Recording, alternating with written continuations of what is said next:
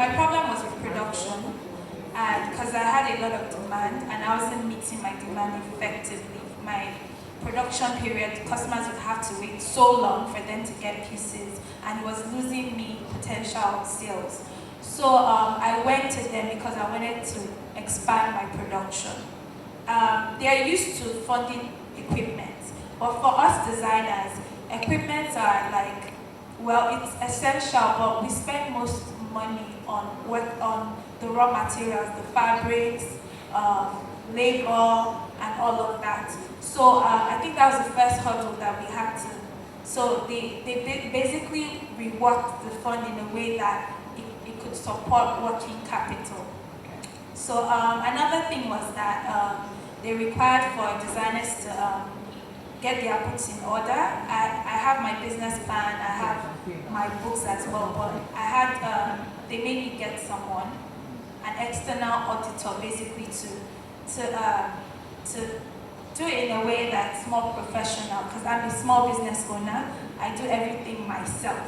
So an external person came, and it was good, and I had my they also assigned me a BSTP. I had to choose. Her name is Funke Medu, and she's quite good as well, because having someone, when you're a designer, you think you know everything, and you think, okay, you've watched YouTube, you know all your books and everything. So basically, I thought I knew a lot, but having an external person come helped me in the sense that I was seeing things differently. I'm a creative as well as a business person, but this is someone that's business. So she basically helped me to draft a more professional business plan, and then the auditor came as well and audited my books to BoI standard, basically. So yes, and in November last year, I started the process in, I think, January, February, and it was disbursed in November 2016. I have my own store, I do my production, but I have 20 stockists that sell my brand. And these 20 stockists give me about 40% of my income. So whether I make sales from my store or not, I have other places I get income from. So I think we should just take that template, implement it locally, and gradually we can move it international. Although they are grateful to the Bank of Industry for the initiative, they also call on the bank to repackage and further distill the very useful nuggets that the facilitator has shared so more designers can benefit from them. I want to commend the Bank of Industry for putting in the effort to bring in Mercedes. I've had the opportunity of engaging her, I think about 2 or 3 times now. First in Madagascar. Before then, I actually watched that video and I was quite inspired by what she was sharing on YouTube. And today I'm talking to her again. My personal experience, I think, from listening to Mercedes, and I'm suspecting it's going to apply to a lot of other designers here, is I think the fundamentals are still missing. I want to throw the challenge to the Bank of Industry to take what Mercedes is sharing and break it down to little bits. Because a lot of people don't know what line sheets are, they don't know what lookbooks are, they don't understand the dynamics of the retail value chain. The market here is very young, it's not as sophisticated as the US market. So people are still playing on the very low end of the ladder. They don't understand scaling their businesses and the retail end of the business. So I think that's an area that the Bank of Industry needs to put a lot of focus on. She's sharing a lot of invaluable information, but they still need to take time out to distill it into smaller bits that perhaps they might have other sessions that they could use to share this information more. And then that is when the real value of the information you're sharing is going to make sense.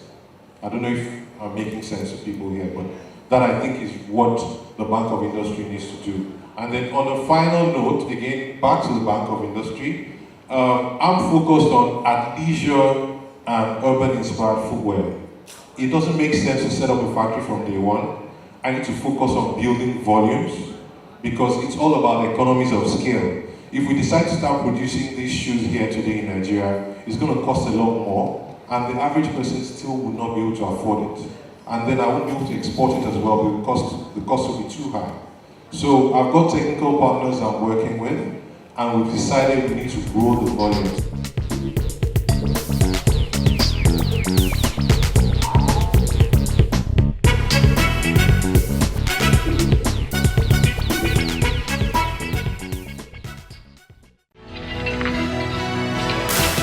The agricultural sector due to limited processing and preservation capacity. This results in high food prices and food importation with its attendant effects on the nation's foreign reserves. To enable Nigerians optimize the benefits from the country's vast agricultural products such as cassava, oil palm, rice, tomatoes and others, the Bank of Industry has launched a 5 billion naira cottage agro-processing fund, the CAP Fund. Customers can access the fund to establish plans to process our various agro-produce into food products or intermediate raw materials for industries at a single-digit interest rate of 9% per annum. For more information on the CAP Fund, please visit www.boinigeria.com/capfund. Bank of Industry, developing Nigeria's agro-processing industry through the CAP Fund. Supporting the fashion industry is an endeavor the Bank of Industry is passionate about. That's why the bank has promised to inject an additional 1 billion naira to the fashion fund once the need arises. If you're in the fashion industry and you are not yet partaking of what the Bank of Industry is doing, you are unnecessarily swimming against the tide. And my advice to you, jump in the boat. That's our package for today. If information received on the program has helped you in any way, I'd like to know about it. Please send me an email to oyalayande@channelstv.com. You can also tweet at me at KAYAlayande. Remember, you can apply for loans online. Simply download the BoI SME loan app from the Google Play Store and follow the instructions. For further inquiries, visit any of the Bank of Industry's branches closest to you or go to their website at boi.ng. I'm Kayode Alayande. Bye now.